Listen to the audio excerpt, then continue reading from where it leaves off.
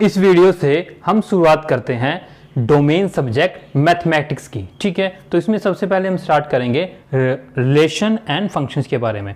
तो उससे पहले थोड़ा जान लेते हैं थोड़ा सेट के बारे में। ठीक है, तो सेट क्या होता है? It is a well defined collection of distinct objects और एलिमेंट। ठीक है, ये क्या है? एक वेल डिफाइंड कलेक्शन है डिस्टिंक्ट ऑब्जेक्ट और एलिमेंट की। मतलब जिस एक सेट के अंदर कुछ ऑब्जेक्ट हो सकते हैं या एलिमेंट्स हो सकते हैं, और वो जो ऑब्जेक्ट या एलिमेंट्स होंगे वो सारे अलग अलग होंगे, उसमें रिपीटिशन नहीं हो सकती। जैसे इसकी बात करें, सेट अगर हम कहें a इक्वल्स टू, और सेट को जो हम रिप्रेजेंट करते हैं वो विद इन जो इसके ऑब्जेक्ट या एलिमेंट है वो करली ब्रेसेस में आते हैं। ठीक है, ये जो आपके पास ब्रैकेट दिख रही है इसको आप कहते हैं करली ब्रेसेस। ठीक है, तो यहां लिखा है 1, 2, 2, 3, 4। तो आप देख सकते हैं इसके अंदर यहां पर 1 है और 2 दो बार है, मतलब रिपीटेशन है, 2 रिपीट हो रहा है।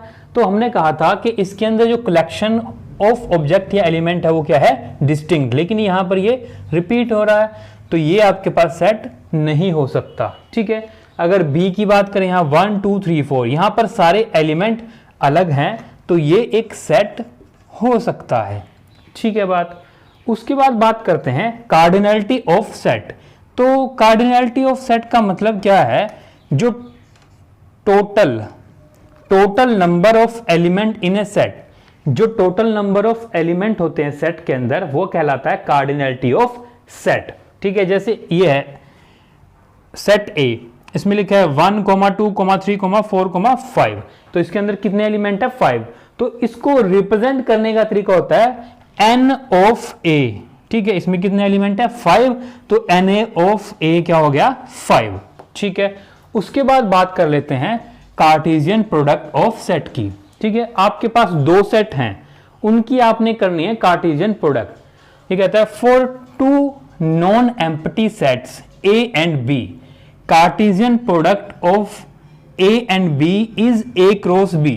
ठीक है, तो कार्टेशियन प्रोडक्ट को रिप्रेजेंट करने का जो तरीका है वो होता है ए क्रॉस ए। ये मल्टीप्लिकेशन का साइन है, यहां पर इसको बोला जाता है ए क्रॉस बी। ठीक है, जो कंप्यूटर साइंस के स्टूडेंट हैं उनको पता है, आपने डीबीएमएस डेटाबेस मैनेजमेंट सिस्टम में पढ़ा है कार्टेशियन प्रोडक्ट, तो उसको वहां पर भी रिप्रेजेंट करते हैं क्रॉस से। ठीक है, तो जब हम ज्वाइन परफॉर्म करते हैं ना कंप्यूटर साइंस में डेटाबेस में, तो उससे पहले कार्टेशियन प्रोडक्ट होती है, वो सेम चीज है यहां पर भी। ठीक है, बेसिकली जो डीबीएमएस ड्राइव्ड हुआ है वो ये सेट थ्योरी से ही ड्राइव्ड हुआ है। ठीक है, तो कार्टेशियन प्रोडक्ट है ए क्रॉस बी।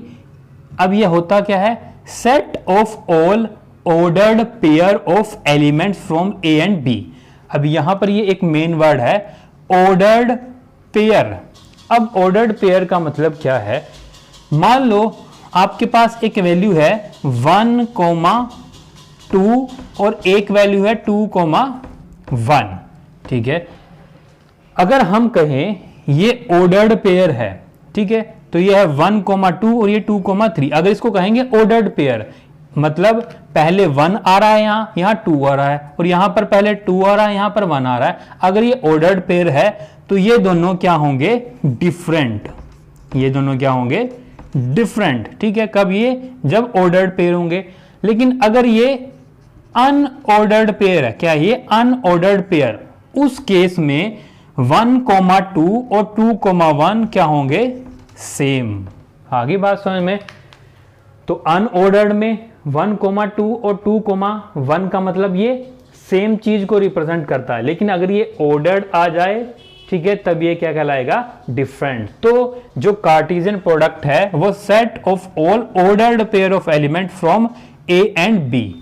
ठीक है बात। अब देख लेते हैं, तो A cross B equals to क्या होगा? A, B. जो ये पहले एलिमेंट लिखा है वो यहां पर जो पहला है वहां से निकल के आएगा, जो दूसरा एलिमेंट लिखा है वो दूसरे में से निकल के आएगा। तो यहां लिखा है ये इक्वल है ए, बी के कॉलन, यहां इसका मतलब होता है such that a small a belong to capital A और small b belongs to capital B. ठीक है, एग्जाम्पल के साथ देख लेते हैं। एक हमारे पास सेट है ए, जिसमें एलिमेंट है 2 3 5, एक सेट है बी 6,7, ठीक है। इनकी हमें कार्टेशियन प्रोडक्ट करनी है। तो कार्टेशियन प्रोडक्ट का मतलब है आपने करना है ए क्रॉस बी। तो इसका मतलब है ये जो 2 है मतलब पहला एलिमेंट है ए का, वो बी के दोनों एलिमेंट के साथ पेयर बनाएगा, ठीक है।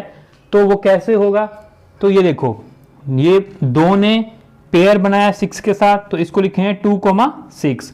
फिर 2 ने पेयर बनाया 7 के साथ, तो लिखा इसका 2,7, और ये ब्रेसेस में आपके पास आ गया, ठीक है। फिर 3 की बारी आई, 3 ने फिर इन दोनों के साथ कॉम्बिनेशन बनाया, 3 के 6 के साथ बनाएगा 3,6, फिर 3,7, ये भी फिनिश हो गया। फिर 5 की बारी आई, 5 ने इन दोनों के साथ पेयर बनाया, तो बना 5,6 5,7। तो अब आप देख सकते हैं ये एक ऑर्डर्ड पेयर है, ठीक है। Ordered pair of element from set A and B means ये एक पेयर है जिसके अंदर पहला एलिमेंट ए का है, दूसरा एलिमेंट बी का है, ठीक है। तो कार्टेशियन प्रोडक्ट का मतलब कि अगर ये पहला एलिमेंट है ना, तो ये दूसरे वाले हर एक एलिमेंट के साथ एक पेयर बनाएगा, ठीक है। इसके पहले वाले का हर एक एलिमेंट दूसरे वाले के हर एक एलिमेंट के साथ पेयर बनाएगा, ठीक है, और एक सेट में आ जाएगा, तब वो कहलाएगा Cartesian product of set A and B, ठीक है। अब यहां पर कार्डिनैलिटी की बात थी। अगर हम कार्डिनैलिटी ऑफ ए की बात करें तो ए में कितने नंबर हैं, 2 3 5, ठीक है। तो कार्डिनैलिटी ऑफ ए क्या बन गया, 3। अगर कार्डिनैलिटी ऑफ बी की बात करें, इसमें कितने एलिमेंट हैं, 2, तो इसकी कार्डिनैलिटी कितनी बन गई, 2, ठीक है। उसके बाद अगर हम इस ए क्रॉस बी की कार्डिनैलिटी की बात करें तो उसकी कार्डिनैलिटी होती है कार्डिनैलिटी ऑफ ए मल्टीप्लिकेशन, ये यहां पर स्टार दिखाया गया है, इसका मतलब है मल्टीप्लिकेशन, ठीक है। Cardinality of n cross A है cardinality of A multiplication cardinality of B. तो कार्डिनैलिटी ऑफ ए कितना आ गया, 3, और कार्डिनैलिटी ऑफ बी कितना गया, 2। तो इसका मतलब कितनी आ गई, 6। इसका मतलब है कि जो ए क्रॉस बी में एलिमेंट होंगे वो कितने होंगे, 6, ठीक है। तो गिन भी लेते हैं, हमने निकाले हैं ना, तो 1 2 3 4 5 6, ठीक है। तो यहां से भी आप डायरेक्ट पता कर सकते हैं कि टोटल कितने एलिमेंट होंगे ए क्रॉस बी के अंदर भी, ठीक है। और यहां से तो हमें पता चल ही जाएगा, ठीक है। यह कार्टेशियन प्रोडक्ट ऑफ सेट। अब ये कहता है अगर हमारे पास either A equals to null, हाँ इससे पहले बात कर लेते हैं, हमारे पास एक नल सेट होता है, नल सेट या फिर एम्प्टी सेट हमारे पास होता है, एम्प्टी सेट या फिर इसी को हम कहते हैं नल सेट, ठीक है। इसका मतलब होता है कि एक ऐसा सेट जिसके अंदर कोई भी एलिमेंट नहीं है, ठीक है। अब आप देखिए ना, करली ब्रेसेस खाली है, इसके अंदर कोई एलिमेंट नहीं है, इसका मतलब ये क्या है, एम्प्टी सेट और नल सेट। इसको रिप्रेजेंट करने का दूसरा तरीका भी होता है, इसको लिखते हैं हम फाई, ठीक है। अगर आपके पास कहीं लिखा जाए फाई, इसका मतलब क्या है, वो एक एम्प्टी सेट है या नल सेट है, उसको बिना किसी एलिमेंट और करली ब्रेसेस के साथ रिप्रेजेंट कर सकते हैं। तो ये वो ही कह रहा है, अगर हमारे पास एक सेट है ए, अगर वो नल है मींस उसके अंदर कोई भी एलिमेंट नहीं है, ठीक है। अगर वो फाई है, ठीक है, या फिर बी फाई है, ठीक है, तो इन दोनों की कार्टेशियन प्रोडक्ट क्या होगी, वो भी एक एम्प्टी सेट होगी, ठीक है। कैसे, मान लो आपके पास, आप कह रहे हैं ए क्रॉस बी आपने निकालना है, और मान लो ए के एलिमेंट है 1, 2, 3, ठीक है, और बी क्या है, बी एक नल सेट है, ठीक है। तो अगर आप ए क्रॉस बी करोगे ना, तो वो क्या बन जाएगा, एक नल सेट। चाहे तो इसमें से ए नल हो सकता है, चाहे बी नल हो सकता है। यहां पर आपके पास आप देख सकते हैं ए के अंदर तो एलिमेंट थे, लेकिन यहां पर बी एम्प्टी था। जब ए क्रॉस बी करेंगे तो ये एम्प्टी बन जाएगा, ठीक है। या ऐसा भी हो सकता है कि ए एम्प्टी हो और बी में एलिमेंट हो, ठीक है, और फिर हम कार्टेशियन प्रोडक्ट करें, फिर भी ये एम्प्टी ही आएगा, ठीक है। और ऐसा भी हो सकता है दोनों के दोनों एम्प्टी हो, तब उस केस में तो जाहिर सी बात है एम्प्टी होगा ही होगा। ठीक है बात, तो ये याद रखना है कार्टेशियन प्रोडक्ट केस में या तो दोनों एम्प्टी हो तब भी एम्प्टी आएगा सेट कार्टेशियन प्रोडक्ट का, और अगर दोनों में से एक भी एम्प्टी है तब भी कार्टेशियन प्रोडक्ट क्या बनेगा, एक एम्प्टी सेट। ठीक है जी बात। उसके बाद हमारे पास सेट में एक होता है डिस्ट्रीब्यूटिव लॉ। क्या होता है, डिस्ट्रीब्यूटिव लॉ। ठीक है, हमें डिस्ट्रीब्यूट करना है किसको, union A cross B union सी।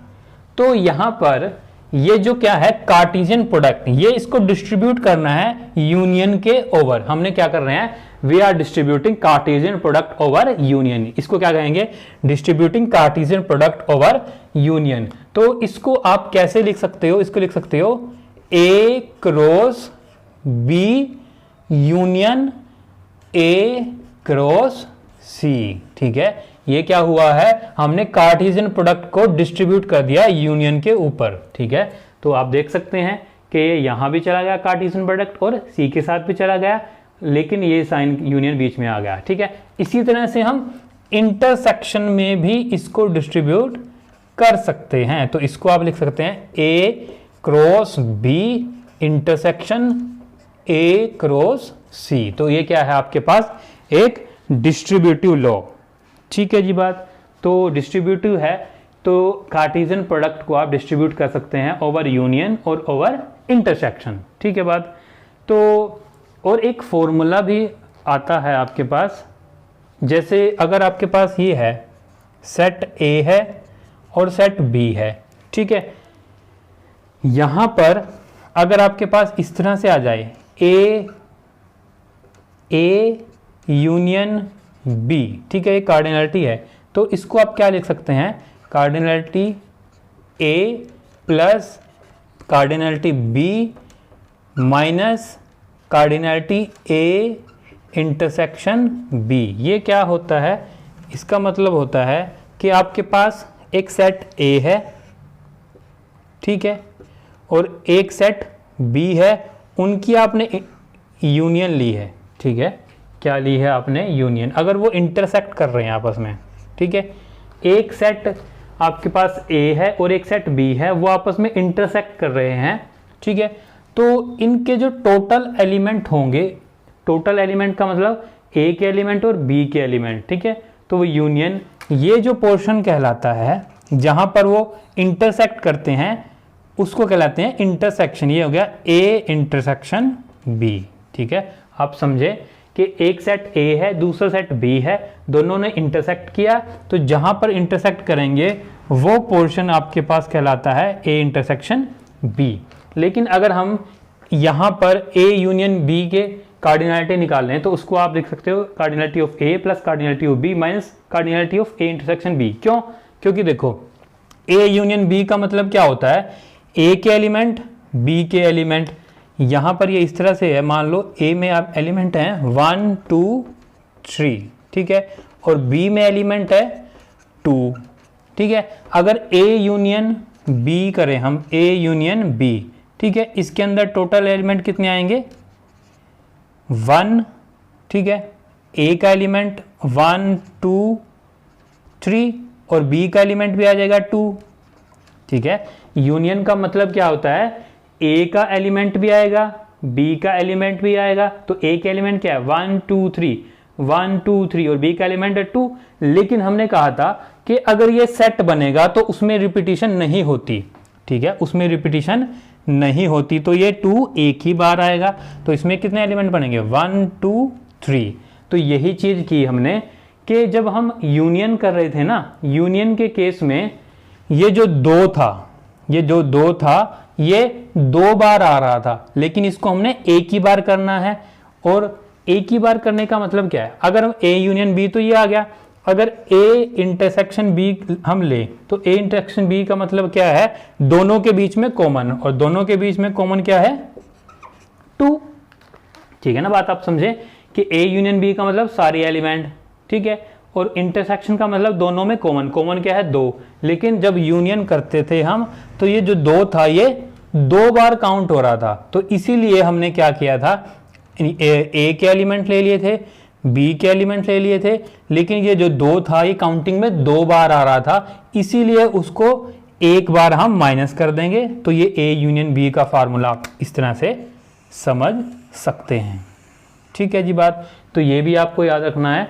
ये सेट्स की कुछ बेसिक सी प्रॉपर्टी थी। इसके बाद हम करेंगे सबसेट के बारे में। ठीक है, उसके बाद हम स्विच करेंगे रिलेशंस के ऊपर। ठीक है, अगर आपको ये वीडियो अच्छी लगी है, पसंद आई, तो प्लीज़ चैनल को सब्सक्राइब करें, वीडियो को लाइक करें, बेल आइकन दबाएं और वीडियो को शेयर जरूर करें ताकि दूसरों तक भी पहुंच पाए। ठीक है, और टेलीग्राम का लिंक डिस्क्रिप्शन में नीचे है, वहाँ से जाके आप ज्वाइन कर सकते हैं। धन्यवाद।